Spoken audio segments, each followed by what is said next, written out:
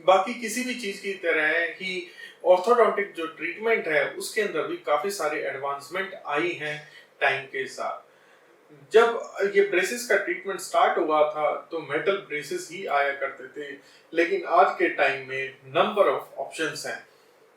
जब हम ये सोच लेते हैं कि हमें एक महंगा ट्रीटमेंट, बेस्ट ट्रीटमेंट कराना है, तो ज्यादातर जो हमारे दिमाग में क्वेश्चन होता है कि भाई मुझे एक traditional ceramic self ligating dresses के लिए जाना चाहिए या अलाइनर्स के लिए जाना चाहिए। ये दोनों ही ट्रीटमेंट काफी कॉस्टली हो जाते हैं एंड ये जज करना थोड़ा सा टफ हो जाता है कि आपके लिए बेस्ट कौन सा होगा। हाय, मैं doctor Rohit Sharma Ganpati dental clinic से, और हमारा क्लिनिक दिल्ली के अंदर दो जगह के अंदर है, शालीमार बाग एंड रोहिणी के अंदर। अगर आपको ट्रीटमेंट लेना है तो आप यहाँ से ले सकते हैं। अगर आपकी कोई क्वेरी है तो नीचे दिए गए नंबर पे व्हाट्सएप देखकर पूछ सकते हैं, हम कॉल को उठाने में असमर्थ हैं। फ्रेंड्स, जब हम इनविजिलाइन या मतलब कि ना दिखने वाले ब्रेसेस के लिए जाते हैं तो हमारे पास ज्यादातर क्या ऑप्शंस हो सकती हैं। एक तो सिरेमिक सेल्फ लाइगेटिंग ब्रेसेस हो सकता है, अलाइनर हो सकते हैं, और जो हमारा लिंगुअल ब्रेसेस अंदर की तरफ लगने वाले ब्रेसेस हो सकते हैं। लिंगुअल ब्रेसेस अंदर से तरफ से लगने वाले ब्रेसेस टाइम के जब से अलाइनर मार्केट में एक अच्छे रिजल्ट्स देने लगे हैं तब से हमने हमारे क्लिनिक में उसको करना बंद कर दिया है, क्योंकि वो जीभ को छील देता था और पेशेंट को काफी तकलीफ होती थी। तो आज के टाइम में हमारे क्लिनिक में दो ही ऑप्शन है। अगर कोई बेस्ट ट्रीटमेंट चाहता है तो सिरेमिक सेल्फ लाइगेटिंग या फिर अलाइनर्स के लिए। तो सबके इन दोनों चीज के कुछ अपनी एडवांटेज हैं, अपनी डिसएडवांटेज हैं। मैं आज आपको पहले दोनों के एडवांटेज डिसएडवांटेज बताऊंगा और फिर उसके बाद हम देखेंगे किस तरीके से आप जज कर सकते हैं कि आपको कौन से ट्रीटमेंट के लिए जाना चाहिए। पहले बात करते हैं ट्रेडिशनल ब्रेसेस के लिए। ट्रेडिशनल ब्रेसेस जो आपके दिमाग में आता है कि दांत के ऊपर एक मेटल के तार लगे हुए होंगे जो टाइम टू टाइम जाना पड़ता है और उसको कसवाना पड़ता है डेंटिस्ट से ताकि दांत की मूवमेंट हो सके।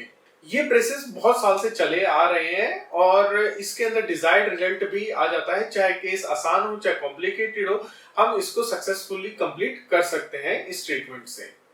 इसका जो सबसे बड़ा घाटा बस इसकी विजिबिलिटी है और कोई नहीं है। उसके कंपैरिजन, लाइनर्स के कंपैरिजन में तो पैसे ये सस्ता ही पड़ता है, और अगर मेटल ब्रेसेस के लिए ही अगर आप जाते हैं तो वो तो काफी डिफरेंस है कॉस्ट के अंदर, काफी पॉकेट फ्रेंडली भी होता है। इसके अंदर क्योंकि तार ऊपर से लगा होता है, ब्रैकेट चिपके होते हैं, जो आपको ओरल हाइजीन को मेंटेन करने में दिक्कत हो सकती है कि उसके अंदर खाना फंसा रह जाए, इस तरीके की दिक्कत का सामना आपको करना पड़ सकता है। और थोड़े बहुत डाइट के रेस्ट्रिक्शंस हो सकते हैं कि जैसे आप स्टिकी फूड ना खाओ, एक्सट्रीम हार्ड फूड ना खाओ, इस तरीके की भी जो सलाह हम डॉक्टर लोग आप लोगों को देंगे। अब बात करते हैं अलाइनर्स की।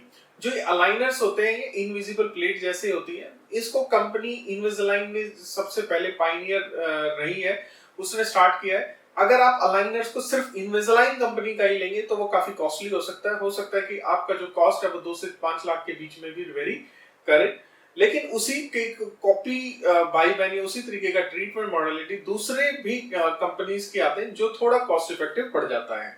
अब इनकी बात कर लेते हैं कि इसमें क्या फायदा है और क्या नुकसान है।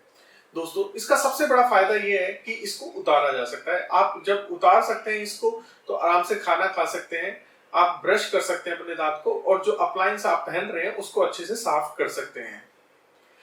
इसका उतारना ही इसका सबसे बड़ा डिसएडवांटेज है कि आप उसको उतारते हो तो हो सकता है कि आप भूल जाओ। अगर इसका डिजायर्ड रिजल्ट लेना होता है तो पेशेंट को 22-23 घंटे इसको दिन में पहनना होता है। अगर वो बार बार उतारता रहेगा तो डिजायर्ड रिजल्ट नहीं मिलता है। इसकी कन्वीनियंस अच्छी ये भी होती है क्योंकि अलाइनर्स को हम पहले ही डिजाइन कर सकते हैं पूरे ट्रीटमेंट का, तो आपको रेगुलर विजिट्स की जरूरत नहीं होती। आप 3 से 4 महीने में भी एक बार दिखाते रहेंगे तो भी चलेगा। अगर आप अब्रॉड जा रहे हैं तो अपने पूरे ट्रीटमेंट का भी जो अलाइनर्स है वो साथ में लेके जा सकते हैं। ये इसका सबसे बड़ा एडवांटेज है। ये एडवांटेज हमें ब्रेसेस में नहीं मिलता, उसमें तो हर 20 डेज में आपको आना ही पड़ेगा। जो ये अलाइनर्स होते हैं ये कंप्यूटराइज्ड बनते हैं, तो कंप्यूटराइज्ड हम जो ट्रीटमेंट के आपको रिजल्ट के आने वाले हैं आप पहले ही देख सकते हैं। ये प्लानिंग फेज में है कि आपका जो चेहरा है वो बाद में कैसा लगने वाला है। एक आपको सिमुलेशंस पहले से ही देखने को मिल सकती है जो कि हमारे ब्रेसेस के ट्रीटमेंट में नहीं मिलेगी।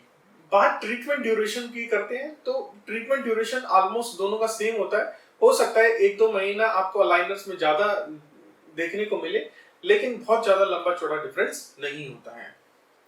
एक जो इसके अंदर डिफरेंस हो सकता है कि एक जो बिल्कुल ही कॉम्प्लेक्स केसेस होते हैं, उसमें एक अच्छे रिजल्ट्स अलाइनर्स में देखने को नहीं मिलते हैं, तो हो सकता है कुछ केसेस डॉक्टर आपका ब्रेसेस से करना पसंद करे रादर देन अलाइनर्स। और ब्रशिंग वगैरह आसान होती है क्योंकि आप इसे उतार सकते हो, अपने ब्रश से साफ कर सकते हो, अप्लायंस को भी साफ कर सकते हो, और हर 14 डेज के बाद आपको एक नया सेट ऑफ अलाइनर्स मिलेगा। तो जो ये येलो पड़ जाना, जैसे सिरेमिक के ब्रशेस थोड़े येलो पड़ जाते हैं, ऐसा कुछ नहीं होता क्योंकि 14 दिन के बाद तो आपको एक नया अलाइनर्स पहनना है। तो एक ट्रांसपेरेंट अलाइनर्स आपको पहन के रखना है और ये दूसरे लोगों को बहुत ज्यादा नोटिसेबल नहीं होता है, तो इसीलिए इसका नाम इनविजिबल ब्रेसेस भी कहा जाता है। अब बात करते हैं कि आपके लिए कौन सा बेहतर है, क्या आपको ब्रेसेस कराने चाहिए या फिर अलाइनर कराना चाहिए। फ्रेंड्स, जो सबसे बड़ा डिफरेंस है वो तो यही है कि ये इसके अंदर जो अलाइनर को लोग पसंद करते हैं वो इसलिए पसंद करते हैं ताकि वो दिखे नहीं, और ना दिखने वाले की जो प्राइम रिक्वायरमेंट होती है, ज्यादातर मैंने ये देखा है या हमारे क्लिनिक पे जो केसेस होते हैं वो उन लोगों के होते हैं जो कि वर्किंग है। जैसे मान लेते हैं कोई एमएनसी में काम करता है, 25 साल से ऊपर है, तो इन तरीके के लोग जो हैं वो अलाइनर्स को पसंद करते हैं।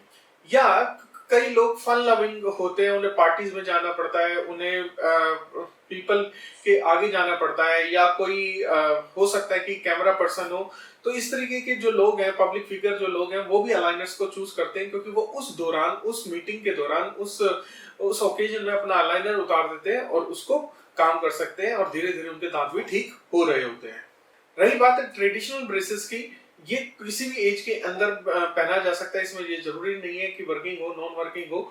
लेकिन अगर कोई ज्यादातर जो ब्रेसेस का ट्रीटमेंट कराने आते हैं हमारे पास पेशेंट, वो जनरली यंग एज के होते हैं, तो इसलिए ब्रेसेस का ही हम ज्यादातर उनको फर्स्ट टाइम ऑप्शन देते हैं। वो उसका एक कारण ये भी है क्योंकि वो बच्चे हैं, हो सकता है कि अलाइनर्स तो पहने ही नहीं, वो कह देंगे मम्मी पापा को कि मेरे से खो गया, छूट गया, तो इस वजह से उनको ब्रेसेस का ट्रीटमेंट ज्यादा एडवाइस किया जाता है as compare to working person. Friends, and last जो इंपॉर्टेंट जो डिसीजन मेकिंग की बात होगी वो होगी कॉस्ट की।